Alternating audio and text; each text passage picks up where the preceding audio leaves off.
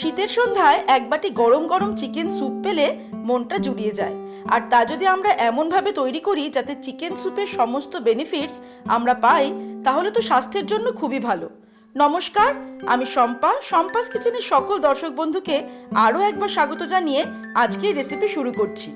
তাহলে চলুন চটপট দেখে নিই কিভাবে আমরা চিকেন স্যুপ আরও টেস্টি আর হেলদি করে বাড়িতে রান্না করতে পারবো। এই চিকেন স্যুপটা তৈরি করার জন্য সবার প্রথমে আমরা চিকেন স্টক তৈরি করে নেব। তার জন্য আমি একটা প্যানে 1 লিটার জল গরম করে নিচ্ছি। এর মধ্যে দিয়ে দিচ্ছি চিকেন, ভালো করে ধুয়ে নিয়েছি, বোনলেস চিকেন নিয়েছি। আর এখানে 250 গ্রাম চিকেন আমি নিয়েছি। এবারে এর মধ্যে আমি দিয়ে দিচ্ছি স্লাইস করে কেটে রাখা আদা, একটা 1 ইঞ্চি আদার টুকরো আমি স্লাইস করে কেটে নিয়েছি, সেটা দিয়ে দিলাম।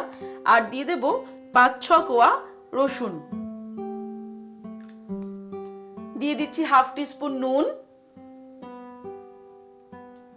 আর ফাইনালি এর মধ্যে দিয়ে দিচ্ছি 1 টিস্পুন রিফাইন্ড অয়েল। এবারে মিডিয়াম টু হাই ফ্লেমে আমি এটাকে রান্না করব 15 থেকে 20 মিনিট। ততক্ষণে কিন্তু আমাদের চিকেনটাও সিদ্ধ হয়ে যাবে আর জলটা ফুটে প্রায় অর্ধেকটা পরিমাণ হয়ে যাবে, আমাদের চিকেন স্টক তৈরি হয়ে যাবে। 15-20 মিনিট পর চিকেন স্টকটা একদম রেডি হয়ে গেছে। এবার আমি চিকেন স্টকটাকে ছেঁকে নেব, অর্থাৎ জলটা সম্পূর্ণ আলাদা করে নেব আর বাদবাকি জিনিসগুলো আলাদা করে নেব। এই চিকেন স্টকটাকে ঠান্ডা করে ফ্রিজে রেখে কিন্তু আমরা 2 দিন পর্যন্ত ব্যবহার করতে পারবো।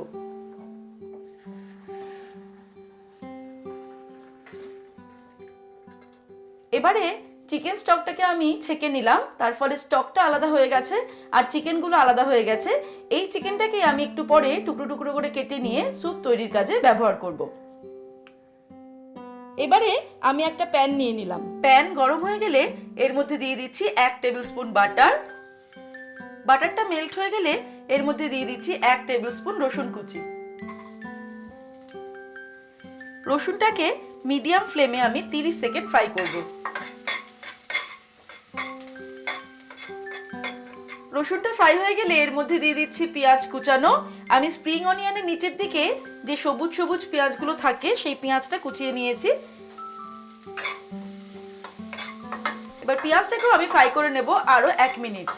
মিডিয়াম ফ্লেমে রেখে আমি রান্নাটা করছি। পেঁয়াজটাকেও ভাজা হয়ে গেলে এর মধ্যে আমি দিয়ে দিচ্ছি কিছু ভেজিটেবলস, যেমন আমি গাজর কুচিয়ে নিয়েছি হাফ কাপ, দিয়ে দিলাম। আর বাঁধাকপি কুচিয়ে নিয়েছি হাফ কাপ, সেটাও দিয়ে দিলাম। মিডিয়াম টু হাই ফ্লেমে রেখে এবার এই সবজি দুটোকে আমি ফ্রাই করে নেব 2 থেকে 3 মিনিট। এর মধ্যে দিয়ে দিচ্ছি গোলমরিচের গুঁড়ো 1/4 টিস্পুন, তবে ঝালটা আপনারা নিজেদের স্বাদ অনুসারে দেবেন। আর 1 টিস্পুন নুন দিয়ে দিলাম। ভেজিটেবলসটা ফ্রাই করা হয়ে গেলে এর মধ্যে আমি অ্যাড করে দিচ্ছি চিকেন স্টক। আমি চিকেনটাকে সিদ্ধ করে স্টকটা তৈরি করে নিয়েছিলাম।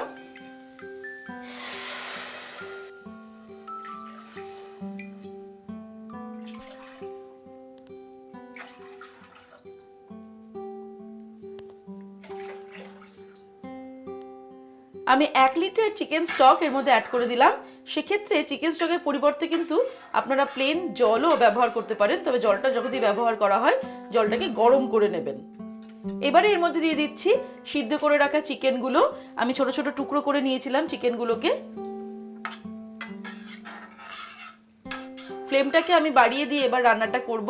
আর এর মধ্যে অ্যাড করে দেব সামান্য গ্রিন চিলি সস। আমি 1 টিস্পুন গ্রিন চিলি সস দিয়ে দিলাম, তবে আপনারা কিন্তু ঝাল অনুসারে দেবেন। আর দিয়ে দিচ্ছি 1 টিস্পুন ভিনিগার। এবারে হাই ফ্লেমে আমি এটাকে 3 থেকে 4 মিনিট রান্না করব।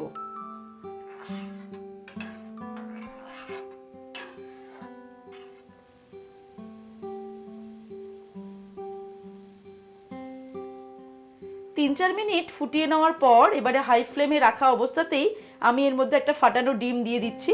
তবে ডিমটা দেওয়ার পরেই কিন্তু খুব তাড়াতাড়ি আমাদেরকে এটাকে নাড়তে হবে আর একটু স্পিডে নাড়তে হবে। ডিম দেওয়াতেই এটা টেক্সচারটা কিন্তু খুব সুন্দর হয়ে গেল। আমরা আরো 1 মিনিট এটাকে ফুটিয়ে নেব হাই ফ্লেমে। আরও 1 মিনিট ফুটিয়ে নেওয়ার পর এবারে আমি এর মধ্যে দিয়ে দিচ্ছি কর্নফ্লাওয়ার। একটা বাটিতে 2 টিস্পুন কর্নফ্লাওয়ার নিয়ে অল্প জল দিয়ে গুলে নিয়েছি। এই কর্নফ্লাওয়ারটা এবারে দিয়ে দিচ্ছি।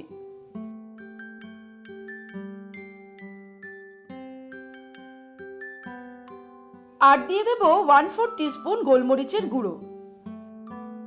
আর সবশেষে এর ওপর থেকে ছড়িয়ে দিলাম 1 মুঠো স্প্রিং অনিয়ন কুচানো।